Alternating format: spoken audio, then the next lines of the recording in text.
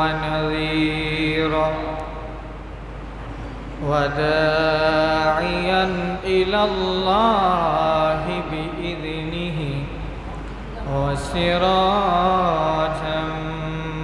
منيرا أما بعد فقد قال الله تبارك وتعالى في شان حبيبه ومحبوبه مخبرا وآمرا إن الله وملائكته يصلون على النبي يا أيها الذين آمنوا صلوا عليه وسلموا تسليما صلى الله على محمد صلى الله عليه وسلم صلى الله على محمد صلى الله عليه وسلم নবীজির প্রতি আমাদের দরুদ পড়তে কষ্ট হয়। নবীজির প্রতি আমরা যদি একবার দরুদ শরীফ পড়ি, নবীজির প্রতি যদি আমরা দরুদ পড়ি, আল্লামা ইমাম গাজ্জালী রহমতুল্লাহ আলাই তার বিখ্যাত কিতাব মুকাশাফাতুল কুলুমের মধ্যে লিখেন, আল্লাহ রব্বুল আলামিন এমন একজন ফেরেশতা সৃষ্টি করেছে যেই ফেরেশতার এক পাশ, যেই ফেরেশতার এই ডান হাত ধরতে পারেন জুনুদু, আর ফেরেশতার এক পাশ হচ্ছে মাশরিকে, আরেক পাশ হচ্ছে মাগরিবে। এক পাশ সীমানার এক প্রান্তে, আরেক পাশ আরেক প্রান্তে। আল্লাহ রব্বুল আলামিন ওই ফেরেশতাকে এত মর্যাদা দিয়েছেন, ওই ফেরেশতার মাথাটা হলো তাহতা ওয়া রাসুহু তাহতা আরশিহি। আল্লাহর আরশের নিচে যেই ফেরেশতার মাথা থাকে ওই ফেরেশতা বিশাল দেহের অধিকারী ফেরেশতা আল্লাহ রব্বুল আলামিন সৃষ্টি করেছেন। আর ওই ফেরেশতার ওয়ারিজালুহু, আর তার পা হলো আকাশ এই সাত জমিনের নিচে তার পা। আল্লাহ রব্বুল আলামিন ওই ফেরেশতাকে সাজানোর জন্য তার দেহের মধ্যে আল্লাহর সৃষ্টিতে যত প্রকার জীবজন্তু আছে, যত প্রকার সৃষ্টি আছে, অত প্রকার সৃষ্টি সমপরিমাণ ওই ফেরেশতার মধ্যে পশম দিয়েছে, বলি আল্লাহু আকবার। আল্লাহ রাব্বুল আলামিন একটি সমুদ্র আছে, যেই সমুদ্রটা হলো আল্লাহর আরশের নিচে নূরের সমুদ্র। আল্লাহর হাবিব সাল্লাল্লাহু আলাইহি ওয়াসাল্লাম বর্ণনা করেন, আমার কোনো উম্মত যদি আমি নবীর প্রতি দরুদ পড়ে, আল্লাহ রাব্বুল আলামিন ওই ফেরেশতাটাকে আদেশ করে, ফেরেশতা যাও আমার ওই আরশের নিচে যেই নূরের সমুদ্র আছে, নূরের সমুদ্র আছে, ওই সমুদ্রের মধ্যে গিয়ে ডুব দিয়া দাও। ওই সমুদ্রের মধ্যে গিয়ে ওই ফেরেশতা ডুব দেয়।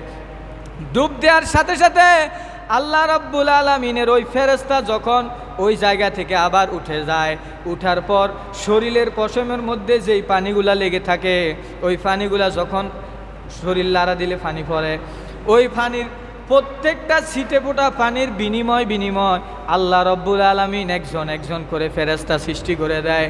ওই একজন ফেরেশতা, এবার কত লক্ষ লক্ষ ফেরেশতা হয় হিসাব আছে? বলেন না, কত লক্ষ হিসাব হইব ফেরেশতা? হিসাব আছে? হিসাব ছাড়া ফেরেশতা।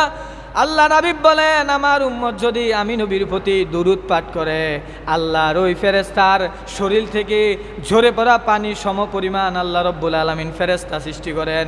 যেই ফেরেশতারা একদিন নয়, দুই দিন নয়, বরং কিয়ামত পর্যন্ত আল্লাহর হাবিবের ওই উম্মতের জন্য ইস্তেগফার পড়তে থাকে। বলি না সুবহানাল্লাহ? আরো জোরে বলি সুবহানাল্লাহ।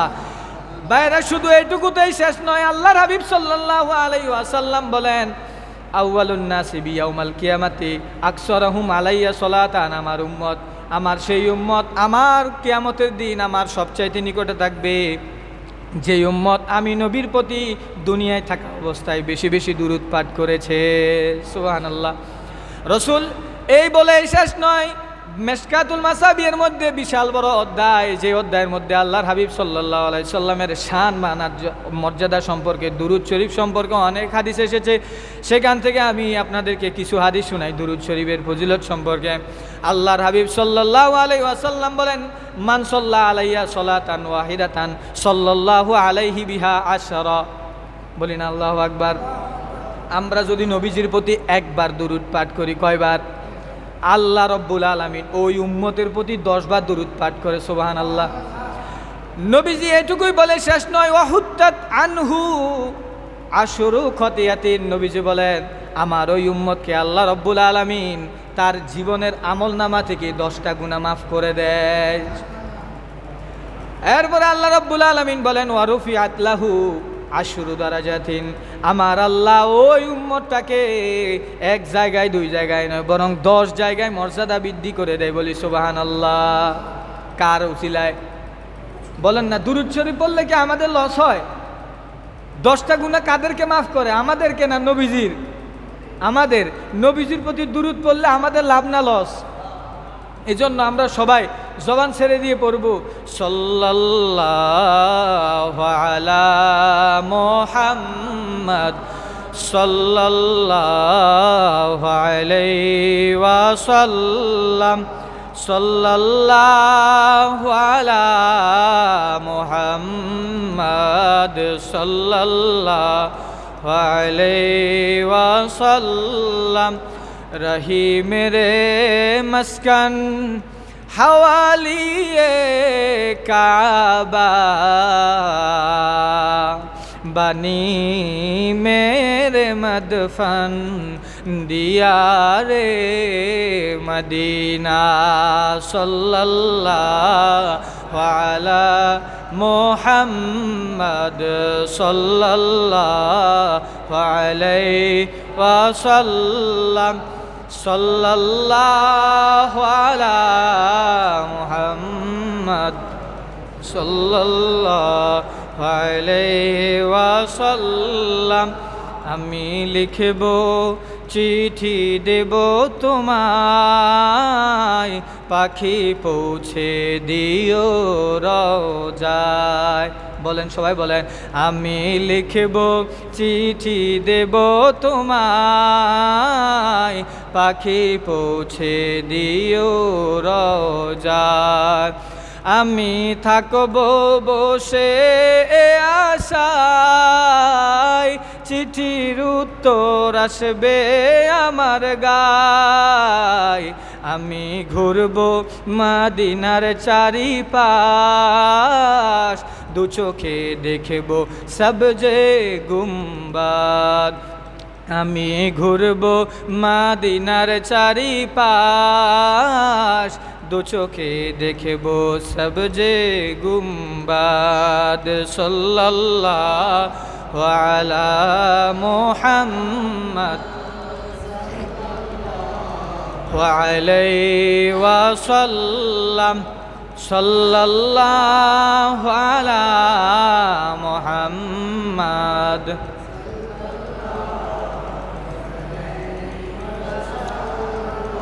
কতদিন কেটে যায় মদিনার ভাবনায়, আসবে কি ডাক যেতে পাক রওজায়। কতদিন কেটে যায় মদিনার ভাবনায়, আসবে কি ডাক যেতে পাক রওজায়। মদিনার অলি গলি ঘুরবো আমি, মদিনার অলি গলি ঘুরবো আমি, দিন রাত থাকি আশায়। আসবে কি ডাক যেতে পাক রওজায়, আসবে কি ডাক যেতে পাক রওজায়, আসবে কি ডাক যেতে পাক রওজায়। গুম্বাদ খাজরায় মন ছুটে যায়, দিল খুঁজে মন গো দিদারের আশায়। গুম্বাদ খাজরায় মন ছুটে যায়, মন ছুটে যায় গো দিদারের আশায়। নাও ডেকে নাও প্রিয় রসূল আমায়, নাও ডেকে নাও প্রিয় রসূল আমায়, আসবে কি ডাক যেতে পাক রওজায়, আসবে কি ডাক যেতে পাক রওজায়, আসবে কি ডাক যেতে পাক রওজায়। সাল্লাল্লাহু আলা মুহাম্মাদ সাল্লাল্লাহু আলাইহি ওয়াসাল্লাম, সাল্লাল্লাহু আলা মুহাম্মাদ সাল্লাল্লাহু আলাইহি ওয়াসাল্লাম। আল্লাহ পাকের প্রিয় হাবিবে মুহাম্মদ রাসূল হলেন তিনি সবার আদি সৃষ্টিকুলের মূল। পয়দা যদি তাকে নাহি করতে পারো আর, পয়দা নাহি হইতো তবে এ বিশ্ব সংসার। তাহার নূরেই পয়দা হলো জমিন ও আসমান, আরশ কুরসি লৌহ কলম ফেরেশতা ইনসান, রবি শশী গ্রহ তারা যত কিছু সব নূরে মুহাম্মাদির দ্বারাই পয়দা করেন রব। কিছু নাহি পয়দা হতে মুহাম্মাদি নূর, সবার আগে পয়দা হলো হুকুমে প্রভুর। আদমের গড়ার আগে মাটি পানি দিয়া পেলেন খেতাব রসুল্লাহ খতামুল আম্বিয়া। আদমের পয়দা করে পেশানিতে তার দিলেন সপে আল্লাহ নূর নবী মুস্তফার। আদমের বালে থাকিয়া এ নূর রসুলের লাভ করিলেন ফিরিস্তাদের সিজদা তাজিমের। আদম হইতে শীষ হইয়া ক্রমে এসে নূর, নুহ নবীর পেশানিতে হইল তা জহুর। তামাম আলম ডুবল যখন অথই পানির তলে, কিস্তি নুহুর বাঁচল তখন এই নূরেরই বলে। পিতৃপুরুষ নবী সবাই ছিলেন খ্যাতিমান, জিনা শিরিক হইতে সবাই ছিলেন পাকদামান। কুলে সবাই ছিলেন কুলীন বংশ মহিমায়, ছিলেন তারা সবার চেয়ে শ্রেষ্ঠ দুনিয়ায়। কোরাইশ বংশ সেরা বংশ, উচ্চ তাহার শান, তাহার মাঝেও সেরায় আবার হাশেমি খানদান। সে খানদানে জন্ম হলেন মুহাম্মদ রসুল, কেউ নাই আছে বংশগুণে তাহার সমতুল। যা হোক যাবে নুরাশিল ভালে আবদুল্লার, হইল তাহার বদন যেন চন্দ্র পূর্ণিমার। দিল ভোলানো রূপ হলো এই নূরের উসিলায়, যেই দেখে সেই তার উপরে আশেক হইয়া যায়। সেরূপ দেখে বহু নারী হইল বেকার আর, নূরের লোভে খায়েশ করে হইবে বিবি তার। ভাগ্য ছিল এই নূর পাবেন মাতা আমেনায়, তাই তো গিয়া নবীর পিতা শাদি করেন তাই। যথারীতি নূর মোবারক নবী মুস্তফার, এক জুমাবার হাজির হইল গর্বে আমিনার। হায়রে দুঃখ মর্জি খোদার পিতা আব্দুল্লাহ, 2 মাস পরে ওয়াফাত পাইলেন গিয়া মদিনায়। সাল্লাল্লাহু আলা মুহাম্মদ সাল্লাল্লাহু আলাইহি ওয়াসাল্লাম, সাল্লাল্লাহু আলা মুহাম্মদ সাল্লাল্লাহু আলাইহি ওয়াসাল্লাম। একটু মহব্বতের সাথে আল্লাহর জিকির করি, সকলে মহব্বতের সাথে পড়ুন লা ইলাহা ইল্লাল্লাহ, লা ইলাহা ইল্লাল্লাহ, লা ইলাহা ইল্লাল্লাহ, লা ইলাহা ইল্লাল্লাহ। হাসবি রব্বি জাল্লাল্লাহ, মা ফি কলবি গায়রুল্লাহ। নূর মুহাম্মদ সাল্লাল্লাহু লা ইলাহা ইল্লাল্লাহ, লা ইলাহা ইল্লাল্লাহ, লা ইলাহা ইল্লাল্লাহ। হৃদয়ের জানালা খুলে দাও না, প্রভুর প্রেমেতে মন সারা দাও না। হৃদয়ের জানালা খুলে দাও না, প্রভুর প্রেমেতে মন সারা দাও না। বিশ্ব মালিক যিনি আল্লাহ মহান, সৃষ্টি তারি এই নিখিল জাহান। আল্লাহ আল্লাহ রবে সবই দিওয়ানা, প্রভুর প্রেমেতে মন সারা দাও না। লা ইলাহা ইল্লাল্লাহ, লা ইলাহা, লা ইলাহা ইল্লাল্লাহ, লা ইলাহা ইল্লাল্লাহ। হায়াতের মালিক যেই আল্লাহ, মৌতের মালিক সেই আল্লাহ।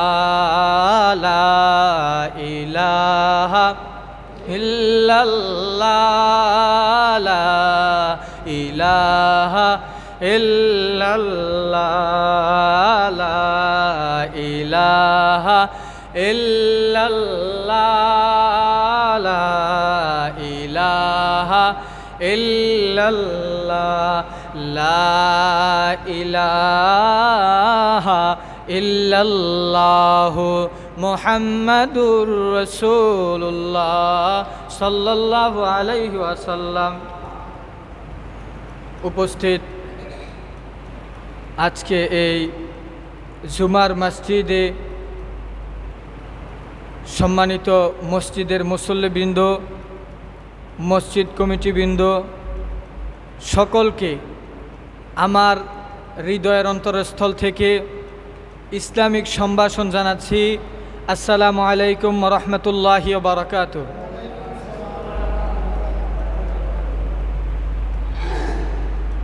আল্লাহ সুবহানাহু ওয়া তাআলা আমাদেরকে বৃষ্টির মধ্যে মসজিদে আসার বসার তৌফিক দিয়েছেন। হাজারো মানুষের মধ্য থেকে যাচাই বাছাই করে মসজিদে আসার তৌফিক দিয়েছেন। যে রব্বে কারিম আমাদেরকে হাসপাতালের বেডে শুয়ে না রেখে মসজিদে আসার জন্য সুস্থতার নিয়ামত দান করেছেন, সেই রব্বে কারিমের দরবারে একবার শুকরিয়া আদায় করি, বলি আলহামদুলিল্লাহ। আরো জোরে বলি আলহামদুলিল্লাহ। আল্লাহ বলেন, আমার বান্দা যদি শুকরিয়া আদায় করে আমার কোনো লাভ হয় না। আল্লাহর কি লাভ হইব? আমরা শুকরিয়া আদায় করলেও আল্লাহর কি, না করলেও আল্লাহর কি? আল্লাহ রব্বুল আলমিনের এমন অনেক বান্দা আছে যারা ফজরের নামাজ না পড়ে ঘুমিয়ে থাকে। আল্লাহ কি রিজিক বন্ধ করে দেয়? বলেন না, সকালবেলা কি নাস্তা বন্ধ করে দেয়? যদি আল্লাহ বান্দার মুখাপেক্ষী হইতো তাহলে বন্ধ করে দিত। আল্লাহ তো বান্দার জিকিরের প্রয়োজন নাই, বান্দা শুকরিয়া আদায় করলে করবে, না করলে কোনো সমস্যা নাই, কিন্তু কিয়ামতের দিন হিসাব দিতে হইবে। এজন্য আমাদেরকে সব সময় আল্লাহ শুকরিয়া আদায় করতে হবে। আল্লাহ রব্বুল আলমিনের শুকরিয়া আদায় করি বলি আবার আলহামদুলিল্লাহ। যেই নবীকে সৃষ্টি না করলে আল্লাহ রব্বুল আলমিন এই আকাশ জমিন কিছু সৃষ্টি করতেন না, আমাদেরকে সৃষ্টি করতেন না। গর্তের পিপিলিকা থেকে সমুদ্রের মাছ পর্যন্ত কোনো মাকলুককেই সৃষ্টি করতেন না। সেই হাবিবের প্রতি লক্ষ কোটি দরুদ আর সালাম। মদিনা কা তাজেদার, আফতাবে নবুয়াত, শাহিনশাহ রিসালাত, হুজুরে আকরাম, নূরে মুজাসসাম, নূরুন আলা নূর, যে হাবিব আল্লাহ রব্বুল আলমিনের শ্রেষ্ঠ হাবিব, ওয়া মা আরসালনাকা ইল্লা রাহমাতাল লিল আলামিন, যেই হাবিবের শানে ব্যবহার করেছে সেই হাবিবের শানে আবারও দুরূদ পড়ি সাল্লাল্লাহু আলাইহি ওয়াসাল্লাম। ভাইরা আমার, আল্লাহ পাক রব্বুল আলমিন আমাদেরকে সুস্থতার নিয়ামত দিয়েছে, আমরা খুশি না বেজার? সবাই বলেন, যদি খুশি থাকি সবাই বলি আল্লাহ রব্বুল আলমিন আমাদেরকে সুস্থতার নিয়ামত দান করেছেন, খুশি না বেজার? আবার মাঝে মধ্যে অসুস্থতা দিলে খুশি না বেজার? কিছু মানুষ আছে যখন আল্লাহ রব্বুল আলমিন তার বান্দাদেরকে মায়া করে মহব্বত করে গুনাহ কমিয়ে দেওয়ার জন্য অসুস্থতা দান করে, তারা রাগ করে, আল্লাহ শুধু আমার এনে দেয়। কোরআনুল কারিমের মধ্যে আছে, ইজা মাসান নাসা দুররুন যখন মানুষদেরকে বিপদ আপদ বালা মুসিবত ধরে গ্রাস করে, বাড়ি পুড়ে যায়, ছেলে অ্যাক্সিডেন্ট হয়, নিজে অসুস্থ হয়, তখন দাও রাব্বাহুম মুনিবিনা ইলাইহি, তারা তার আল্লাহকে একনিষ্ঠতার সাথে ডাকে। কথা কন, যারা অসুস্থ হয়ে যায় আল্লাহরে ডাকে নিয়ে একনিষ্ঠতার সাথে। আল্লাহ রাব্বুল আলামিন এই উদাহরণ দিয়ে বান্দাকে বুঝিয়ে দিলেন, বান্দা যখন অসুস্থ হও আমি আল্লাহকে ডাকো, তো সুস্থতার নিয়ামত তো আমি আল্লাহ দিছি। কথা কন, ওই সময় আমার ডাকো না কিল্লাই। এজন্য সুস্থ থাকি আর অসুস্থ থাকি, সুস্থতা যে আল্লাহর নিয়ামত, অসুস্থতাও সে আল্লাহর নিয়ামত। এজন্য সব সময় শুকরিয়া আদায় করবো কার? জোরে বলেন না কার? আল্লাহ কি আছে না নাই? কথা কন না, আছে না নাই? আমাদেরকে রিজিক দেয়নি? আল্লাহ রিজিক দেয় না? আল্লাহ আমাদেরকে রিজিক দেয়। আল্লাহ এই যে চলার শক্তি দিল, অনেক মানুষ আছে আজকে চলতে পারে না, বিছানায় শুয়ে আছে, আছে না? এই এলাকায় মনে নাই? আছে। তো আল্লাহ রব্বুল আলামিন যে আমাদেরকে পা দুইখানা সুস্থ রেখেছেন, মসজিদে আসার তৌফিক দিয়েছেন, এজন্য আমাদের শুকরিয়া আদায় করার দরকার আছে না নাই? এজন্য প্রতিনিয়তই আমাদেরকে একজনের শুকরিয়া আদায় করতে হবে। তিনি কে? জোরে বলেন না, কার শুকরিয়া আদায় করতে হবে?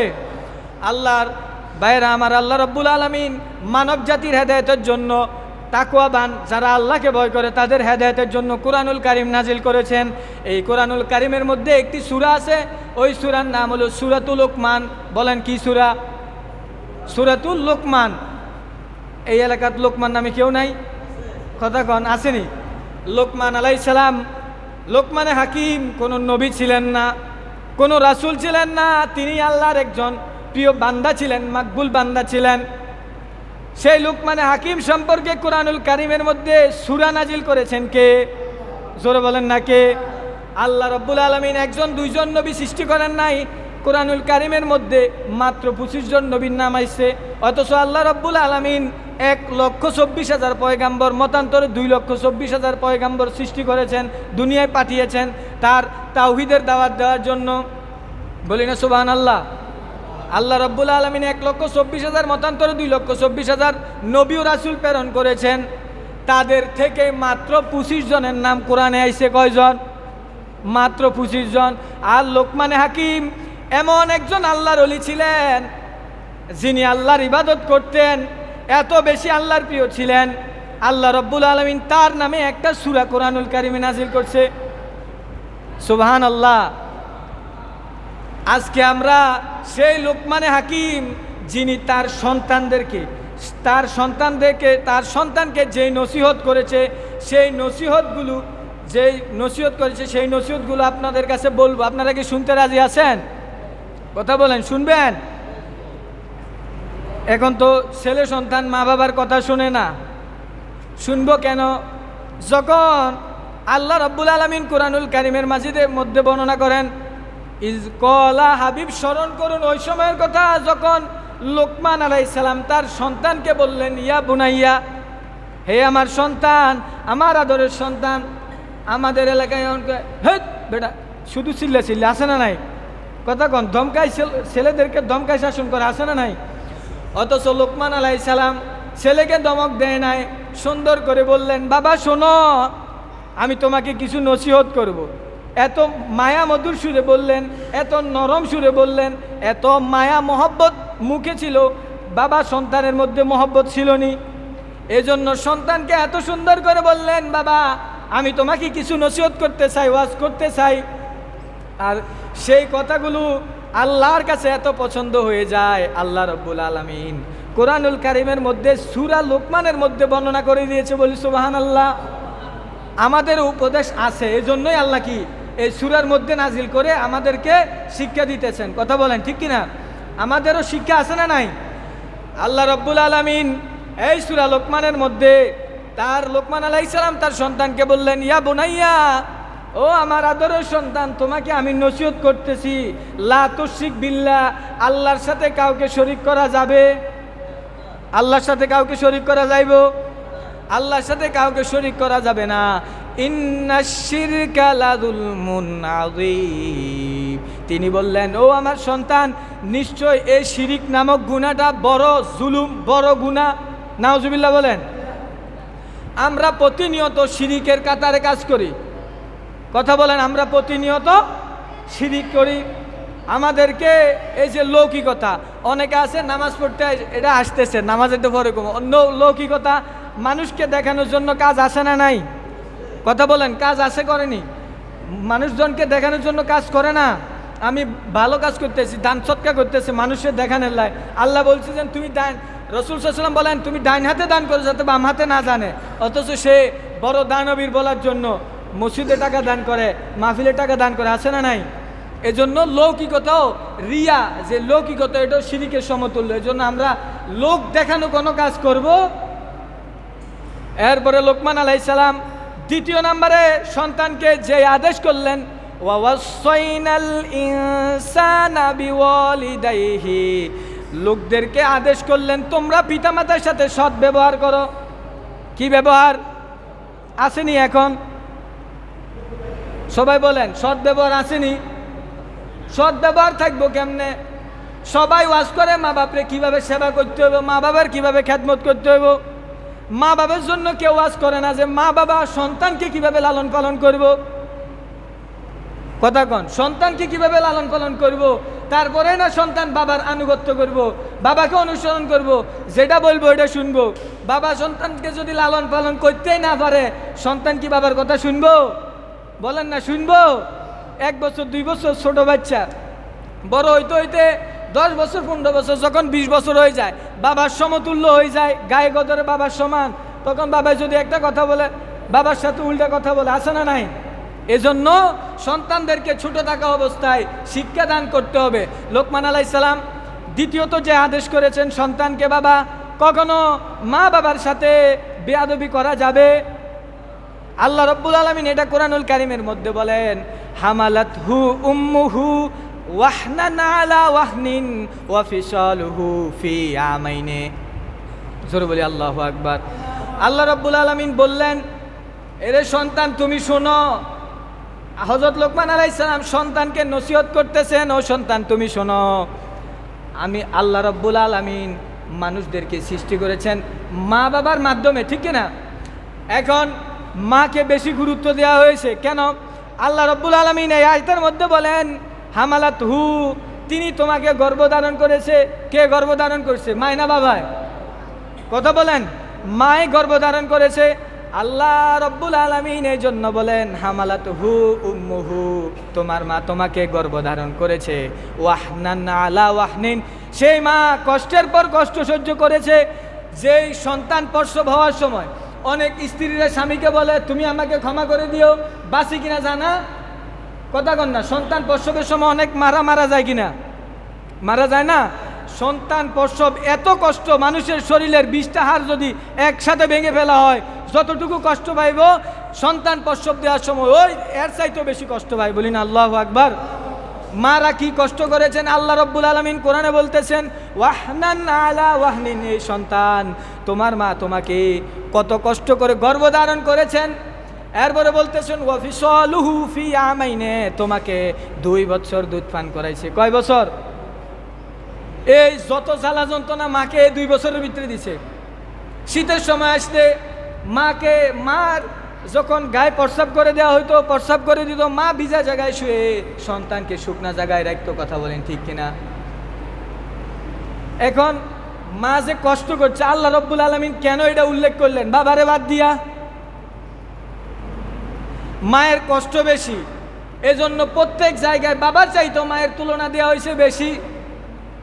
যখন সন্তান ইনকাম করবে মাকে 3 ভাগ দিবে, মায়ের মর্যাদা বেশি দেওয়া হয়েছে, কারণ মা বেশি কষ্ট করেছেন। বলি না আল্লাহু আকবার। এই যে কষ্টের কথা বললাম, বিশ্বাস হয়? কথা বলেন না, আপনারা তো অনেকে বাবা বিশ্বাস হয় না। এই জন্য সন্তানকে দ্বিতীয় নসিহত করবেন, মা বাবার সাথে বেয়াদবি করা যাবে। মা বাবা যত কিছুই হোক, মা বাবা ইহুদি হোক, আল্লাহ রাব্বুল আলামিন বললেন মা বাবা যদি ইহুদি নাসারা হয়, তোমাকে যদি আদেশ করে আল্লাহর সাথে শিরিক করার জন্য, তাহলে মা বাবার এই কথাটাকে তুমি মানবে না। তাদের প্রকাশ্য করে আমি মানতাম না, বরং তাদের সাথে ভালো আচরণ করো, ভদ্র আচরণ করো। তুমি যে বিষয়টা আমি আল্লাহ সম্পর্কে জানো ওইটাই মানো। সুবহানাল্লাহ। যদি মা বাবা মুশরিক হয়, মা বাবাকে কষ্ট দেওয়া যাবে? তা মুসলমানের লাইন তো বাবারে কষ্ট দেয়, মারে কষ্ট দেয়। যে মা এত কষ্ট করেছে সেই মাকে কষ্ট দেয়, আছে না নাই? কত সন্তান মাকে হত্যা করে, আছে না নাই? শুধু টাকার জন্য বাইক কিনবো, হুন্ডা কিনবো, ক্যামেরা কিনবো, এই জন্য মা বাবার উপর হাত তোলা, আছে না নাই? কোন তো এদেরকে যদি সুশিক্ষা দেওয়া হতো, এরা কি মা বাবার সাথে বেয়াদবি করতো? শিক্ষা দেওয়ার অভাব, কোরআন তেলাওয়াত শিখা যায় না সকালবেলায়। এখন তো মুক্তবগুলো প্রায় বন্ধ। সকালে কেউ 9টা 10টার আগে ঘুমেতে ওঠে, তো এই সন্তান কই থেকে কি শিখবো? ইসলাম শিখবো কার থেকে? যদি মুসলমান ধর্মে যে সমস্ত কাজ আছে ওইগুলো না শিখে তো সে মা বাবাকে বড় হইলে সম্মান করবে? সম্মান করবো? সম্মান করবে না। এজন্য 3 নম্বরে আল্লাহ রাব্বুল আলামিন কোরআনুল কারীমের মধ্যে লোকমান আলাইহিস সালামের যে উপদেশ তুলে ধরেছেন, মানুষদেরকে বলেছেন, এ দুনিয়ার মানুষেরা, তোমরা, আল্লাহ রাব্বুল আলামিন বললেন নামাজ প্রতিষ্ঠা করো। কি করতে বলছে? নামাজ প্রতিষ্ঠা করো, কায়েম করো। কিভাবে কায়েম হবে, কিভাবে প্রতিষ্ঠা হবে? শুধু নিজে নিজে পড়লে প্রতিষ্ঠা হয়ে যাব? কথা বলেন, নিজে নিজে নামাজ পড়লে প্রতিষ্ঠা হইব? নামাজ প্রতিষ্ঠা হবে না। এই যে আপনি আসার সময় দেখলেন পুকুর পাড়ে কিছু পোলাপাইন গোসল করে, এদেরকে তো ডাকলেন না, বাবা আসো মসজিদে, তো আজকে জুমাবার, মুমিনের জন্য ঈদের দিন, গরিবের জন্য হজের দিন। যে জুমার নামাজে প্রথম রাকাতে আসি বসলো, তার আমল নামায় একটা উট কোরবানি দিলে যে সব, ওই সব আমল নামায় দেওয়া হয়। এই কথা তো বললেন না, বললে না সে আসতো। একদিন বলেন, 2 দিন বলেন, 3 দিন বলেন, যখন সে লজ্জায় লজ্জিত হবে, বাধ্য হয়েও আপনার সাথে মসজিদে আসতে বাধ্য। আপনি যখন একটা লোককে বারবার একই কথা বলবেন, সে মানব না? কথা বলেন, মানব না? এই জন্য নামাজ কায়েম হবে আপনি যখন মসজিদে আসবেন, ওই সময় আপনার সন্তানকে মসজিদে আসার জন্য বলে আসবেন। রাস্তা দিয়ে যাদেরকে দেখবেন মসজিদে আসার জন্য ডেকে আসবেন, বলবেন আসো মসজিদে চলে আসো, আজকে শুক্রবার নামাজের সময় হয়েছে, চলে আসো মসজিদে নামাজ পড়তে যাই। সন্তানদেরকেও আদেশ করতে হবে, নিজে নামাজ না পড়ে আরেকজনকে কমু। কথা কন, নিজে নামাজ না পড়ি, নিজে বাপে নামাজ পড়ে না, হুতেরে করলে নামাজ পড়বো? কথা কন, নামাজ পড়বো না। এই জন্য বাবা আগে নামাজ পড়তে হবে, এলাকার মুরব্বী আগে নামাজ পড়বে। নামাজের মধ্যে লৌকিকতা আছে যেটা শিরিকের সাদৃশ্য হয়। বিয়াই বাড়ির নামাজ, তালই বাড়ির নামাজ, জামাইয়ের বাড়িতে গেলে নামাজ পড়ে, বিয়ার বাড়িতে গেলে নামাজ পড়ে, আর এমনি হিমিয়ার খবর থাকে না, আছে না নাই? কথা কন, এরকম লোক নাই? বিয়ার বাড়িতে গেলে নামাজ, আর কোনো নামাজ টামাজ লাগে না। এরপরে আল্লাহ রাব্বুল আলামিন সন্তানদেরকে আদেশ করলেন, রে সন্তান, যে আদেশ হলো 5 নাম্বার যে আদেশ, সেই আদেশ হলো তোমরা ভালো কাজের আদেশ দাও। ওয়া'মুর বিল মা'রুফ। ভালো কাজের আদেশ আজকাল দিলে এখন খারাপ হয়। সমাজের লোক যদি বাতিজারে কয়, বাতিজা চলো নামাজ পড়তে যায়, অথবা বাতিজা এমন কোনো কাজ করে ফেলছে যে কাজের কারণে তাকে শায়েস্তা করতে হয় তৎক্ষণাৎ, যদি তাকে একটা থাপ্পড় মারি দেয় চাচায়, তো বাতিজার বাপে আই কয়, আপনারে কে অনুমতি দিল আমার ছেলের গায়ে হাত দেওয়ার? কথা কন, আছে না নাই? এই কারণেই তো ছেলে অভদ্র হইব। আপনার ছেলেরা মানছে, আল্লাহ কোরআনে বলছে ওয়া'মুর বিল মা'রুফ, ভালো কাজের আদেশ দাও, সৎ কাজের আদেশ দাও, ওয়ানহা আনিল মুনকার, খারাপ কাজ থেকে মানুষকে নিষেধ করো। অথচ আপনার ভাই যখন আপনার সন্তানটাকে খারাপ কাজে করতে দেখি একটু শাসন করলো, আপনি তার সাথে উল্টা রিয়াকশন নিয়ে নিলেন, কাজটা কি ভালো হয়েছে? কথা কন না, আল্লাহর কোরআনের যে আদেশ অনুযায়ী কাজ হয়েছে? হয় নাই। এজন্য আল্লাহ রাব্বুল আলামিন কোরআনুল কারীমের মধ্যে আরেকটি আদেশ দিলেন, তোমরা জমিনের মধ্যে গর্ব অহংকার করে চলাফেরা করবে। অহংকার করে চলাফেরা করেন না লোক আছে না নাই? কথা কন না, অহংকার করার মতো লোক আছে। আল্লাহ রাব্বুল আলামিন এই যে লোকমান আলাইহিস সালামের যে নসিহতগুলো সন্তানকে করেছে, বাবা মানুষের সাথে অহংকারী করবে, অহংকারী করা যাবে। এরপরে দেখেন আরেকটি আদেশ করেছেন, ওয়াসবির আলা মা আসাবাকা, যখন বিপদ আপদ আসবে, রোগ ব্যাধি হবে, ঘর ফুরে যাইব, বাড়িতে বিবি অসুস্থ হইব, নিজে অসুস্থ হইবেন, অ্যাক্সিডেন্ট হইব, ওই সময় কি ধরতে হইব? ধৈর্য ধারণ করার কে বলেছেন? ওই সময় ধৈর্য ধারণ করতে হইব। মানুষ তো ধৈর্য ধরে না। আল্লাহ কি শুধু আমারে নি দেয়? কি বলে? আল্লাহ কি শুধু আমারে দেখে অসুস্থতা দেওয়ার জন্য? বলেনি। এজন্য এই কথা বলা যাবে না যে আল্লাহ শুধু আমাকেই দেখে, বলা যাব না।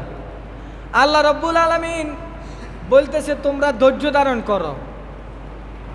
যখন তোমাদেরকে মুসিবতে ধরে তখন কার উপর ভরসা করতে বলছে? আল্লাহর উপর। এরপরে দেখেন আল্লাহ রাব্বুল আলামিন আরেকটি আদেশ করলেন, লা তুসাইর খাদ্দাকা লিন্নাস, তোমরা যখন মানুষদের থেকে মুখ ফিরিয়ে নিবে না এবং দুনিয়ায় অহংকার বশত চলাফেরা করবে না। এরপরে আল্লাহ রাব্বুল আলামিন বললেন, ওয়াকসিদ ফি মাসইকা, দুনিয়ায় যখন চলাফেরা করবে মধ্যম পন্থায় চলাফেরা করবে। কোন পন্থায়? মধ্যম পন্থায়। বাড়াবাড়িও করা যাব না, সারাসারিও করা যাব। আপনি যদি কন না এমনি আর জমি দখল করে খাইতেছে, খাক না, তাহলে শেষ। জমি কি এটা তো ছাড়ে দিলেন আল্লাহর উপর, কিয়ামতের দিন নিমু। তো কিয়ামতের আগে তো আপনি চলতে হবো অভাব অনটনে, কষ্ট করে চলতে হবে না। এই জন্য বলছে যে দুনিয়ায় চলার সময় মধ্যম পন্থা অবলম্বন করো। মধ্যম পন্থা আছে আজকাল 5 টাকার জন্য। কয় টাকার জন্য? একটা ড্রাইভারের গায়ে হাত তোলে, আছে না নাই? কথা বলেন না। আরে ভাই, একটা মুরব্বী ড্রাইভার যিনি তোমার বাবার সমতুল্য, তুমি 5 টাকার জন্য সেই লোকের গায়ে হাত তুললে, এটা কি হয়? এই যে আল্লাহ বলছে মধ্যম পন্থা অবলম্বন করো। তোমার মাথাটাকে যদি ঠান্ডা রাখতা, মধ্যম পন্থায় চলতা, তাহলে কি তার গায়ে হাত দেওয়া লাগতো? কথা বলেন, লাগতো না। এজন্য দুনিয়ায় চলাফেরা করা অবস্থায় সব সময় মধ্যম পন্থা অবলম্বন।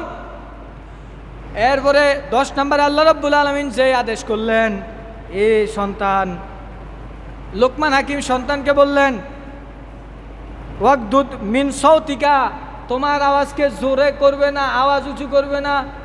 আমাদের সমাজে মানুষগুলো জিকিরের মজলিসে বসলে, মসজিদে বসলে মুখ থেকে কথা বের হয় না, জবান থেকে কথা বের হয় না। যখন ঝগড়া লাগে হের সাথে ফারেকে কথা কন, যখন ঝগড়া লাগে হের সাথে কেউ পারে না। যখন মসজিদে আসে চুপ করে বসে থাকে, সুবহানাল্লাহ বলতে জানে না। সুবহানাল্লাহ বললে যে সওয়াব হয় এটা সে জানেনি, জানে। পৃথিবীতে এমন কোনো মানুষ নাই যে জানে না 5 ওয়াক্ত নামাজ না পড়লে গুনাহ হয়। 5 ওয়াক্ত নামাজ না পড়লে গুনাহ হয়নি, হয়। এই কথা জানে না এমন কোনো মানুষ, অথচ তারপরও নামাজ পড়ে। সুদ খাইলে যে গুনাহ হয়, মানুষ সুদ খায়নি। মিথ্যা কথা বললে যে গুনাহ হয়, মানুষ মিথ্যা বলেনি। এজন্য আমাদেরকে সাবধান থাকতে হবে। ঝগড়া লাগলে আওয়াজ কি উঁচু করা যাবে? আল্লাহ রাব্বুল আলামিন এই ঘটনাগুলা লোকমান আলাইহিস সালামের এই 10টা আদেশ, সন্তানকে যে 10টা আদেশ করেছে, আমাদেরকে মানার দরকার আসেনি? এরপরে দেখেন আল্লাহ রাব্বুল আলামিন 2 নম্বরে মাতা পিতার প্রতি যে আদেশ করেছে, সেই আদেশটা আবার অন্য আঙ্গিকে বলি। পিতা মাতা সন্তানকে কিভাবে লালন পালন করবে, বাবা সন্তানকে লালন পালন করার জন্য কি কি করবে, বাবার উপর সন্তানের প্রতি দায়িত্ব কি? 1 নম্বর দায়িত্ব হলো বাবার প্রতি 1 নম্বর দায়িত্ব, যখন সন্তান জন্মগ্রহণ করবে ওই সন্তানের একটা সুন্দর নাম রাখা। কি নাম রাখা? কথা বলেন না, এতজন মানুষ কথা না বলে তো। যখন সন্তান গ্রহণ করে তার একটা সুন্দর নাম রাখা। দ্বিতীয়ত হলো যখন সে জন্মগ্রহণ করবে তাকে সুন্নতে খতনা করানো, মুসলমানি করানো আর কি। 3 নাম্বার হলো ওই ছোট বাচ্চাটাকে আকিকা দেওয়া, যে আমার সন্তান হয়েছে, খুশি হয়ে মানুষকে খাওয়ানো সুন্নাত। কি বলেন? বলেন না, সুন্নাত। এজন্য সন্তান হলে সুন্নাত আদায় করবো আকিকা দিয়ে, ঠিক আছে? এরপর হচ্ছে 4 নাম্বার ইসলামিক জ্ঞান শিক্ষা দিতে হইব। হ্যাঁ, যদি ইসলামিক জ্ঞান শিক্ষা না দেন তো মা বাবার সাথে বেয়াদবি করবই। কথা বলেন, করব না? এজন্য সন্তানদেরকে ইসলামিক জ্ঞান শিক্ষা দিতেই হবে। এরপরে 5 নাম্বার হলো উন্নত চরিত্র শিক্ষা দিতে হইব। এই যে লোকমান আলাইহিস সালাম সন্তানের প্রতি যে 10টা নসিহত করলেন, এরকম সন্তানকে সুন্দর করে বুঝাইতে হবে। রসুল বলেন আদ-দীনুন নাসিহা, এই দিনটাই হলো নসিহত করা। ইসলাম ধর্মটা হইল বারবার বলা। একই কাজ এক লোককে বারবার বললে সে করতে বাধ্য হইব, সে করব। আপনার সন্তান সে আজকে নামাজ পড়ে নাই, তাকে বলতেছেন, আজকে বললেন, কালকে বললেন, বারবার যখন বলবেন সে একদিন হলো লজ্জায় হলো নামাজ পড়বে। এজন্য তাকে উন্নত চরিত্র শিক্ষা দেয়া কার দায়িত্ব? কথা বলেন, কার? বাবার দায়িত্ব। লোকমান হাকিম তার সন্তানকে শিক্ষা দিছে না? তো আপনাদেরও সন্তান আছে, তাদেরকে বড় হয়ে গেলেও শিক্ষা দিবেন, নসিহত করবেন, এতে তো কোনো সমস্যা। এরপরে হচ্ছে লালন পালন করা। সন্তান জন্ম হয়েছে, জন্ম হইবার পর মারও খোঁজখবর নেয় না, ছেলেরও খোঁজখবর নেয় না, আসে না নাই? এই জন্য সন্তানদেরকে লালন পালনের দায়িত্ব কার? বাবার। ভরণ পোষণ দিবে কে? সন্তানের বাবাই দিবে। খাওয়ানোর ব্যবস্থা, পড়ানোর ব্যবস্থা, লেখাপড়া করতে যত টাকা পয়সা লাগে সব কে দিব? বাবা দিব। এরপরে সন্তানের জন্য দোয়া করতেই হবে, আপনারা করেননি? এই তো সমস্যা। সন্তানের লাই দোয়া করে, আল্লাহ তুমি আমার সন্তানকে বড় আলেম বানাও, ডাক্তার বানাও, ইঞ্জিনিয়ার বানাও, একজন পাইলট বানায় দাও। কথা বলেন না? দোয়া করলে না মা বাবার দোয়া কবুল হয়। এখন মা বাপ তো সন্তানের লাই দোয়াই করে না, তো হাতে দুষ্ট হইব না কি হইব? কথা বল। মা বাপ তো দোয়াই করে না, হাতে দুষ্ট হইব না কি ভদ্র হইব? এই জন্য সন্তানের জন্য দোয়া করার দরকার আসেনি? আমরা কারা কারা সন্তানের জন্য দোয়া করবেন? হাতলা দিয়ে দেখান আল্লাহরে যে আমরা আজকে থেকে সন্তানের জন্য দোয়া করব। এরপরে দেখেন আমাদের আল্লাহ রব্বুল আলমিনের কাছে ফিরে যেতে হবে কিনা, যখন কিয়ামত হয়ে যাবে আমাদেরকে ফিরে যাইতে হবে কিনা। তো এই জন্য শুধু জুমার দিন 2 রাকাত নামাজ পড়ার জন্য মসজিদে আসবো, আগেও 4 রাকাত পড়ে না, পরেও 4 রাকাত পড়ে না। তো আল্লাহ বলছে যে বান্দা তোমার যে আমি এই যে দেহের অধিকারী বানাইলাম, শুক্রিয়া আদায় করতে বললাম, এনি শুক্রিয়া আদায়। শুধু শুক্রবারে আসবা, বিয়ার বাড়ির জেলে নামাজ পড়বা, আর কোনো খবর টবর থাকতো না, তাহলে হইব? কথা বলেন না, হইব? আসার সিরিয়াল আছে, যাওয়ার কোনো সিরিয়াল আসেনি। তো একটা গজল কমুনি, একদিন আমি মুখ লুকাবো সাদা কাপনের আড়ালে। লুকাইব নি মুখ? কথা কন না, কার কার মুখ লুকাইব সাদা কাপনের আড়ালে? সবাই। এই জন্য সাবধান থাকতে হবে, মৃত্যু আসার আগে আগে মৃত্যুর প্রস্তুতি নিতে হবে। একদিন আমি মুখ লুকাবো সাদা কাপনের আড়ালে, একদিন আমি মুখ লুকাবো সাদা কাপনের আড়ালে। আসবো না আর ফিরে কবু, আসবো না আর ফিরে কবু, নয়ন বাড়ি জড়ালে, একদিন আমি মুখ লুকাবো সাদা কাফনের আড়ালে, একদিন আমি মুখ লুকাবো সাদা কাফনের আড়ালে। আমার মৃত্যুর খবর শুনে হয়তো কাঁদবে পাড়ার লোকজন, কেঁদে কেঁদে মুখ বাসাবে, বিদায় দিবে যারা আপন। আমার মৃত্যুর খবর শুনে হয়তো কাঁদবে পাড়ার লোকজন, কেঁদে কেঁদে দিবে দাফন, কেঁদে কেঁদে বুক বাসাবে, বিদায় দিবে যারা আপন। আর কোনো দিন ফিরব না রে, আর কোনো দিন ফিরব না রে, আমায় দুহাত বাড়ালে, একদিন আমি মুখ লুকাবো সাদা কাফনের আড়ালে, একদিন আমি মুখ লুকাবো সাদা কাফনের আড়ালে। ঠিক কিনা বলেন? যে কবরে যামু ওই কবরে আমাদের সাথে কেউ যাবে? বলেন যাইব? এই জন্য আমাদেরকে কবরের সামান জোগাড় করে কবরে যাইতে হবে। যে কথাগুলো বললাম আল্লাহ পাক আমাকে এবং আপনাদেরকে আমল করার তৌফিক দান করুক। সকলে বলে আমিন। এতক্ষণ কথা বলেছি, যদি ভুল ত্রুটি হয়ে যায় আল্লাহ রব্বুল আলামিন আমাকে ক্ষমা করুক এবং আপনারাও আমাকে ক্ষমা করবেন। ওয়াখিরি দাওয়ানা আনিল হামদুলিল্লাহি রব্বিল আলামিন। যারা সুন্নতে মুআক্কাদা আদায় করেনি 4 রাকাত সুন্নতে মুআক্কাদা আদায় করেনি।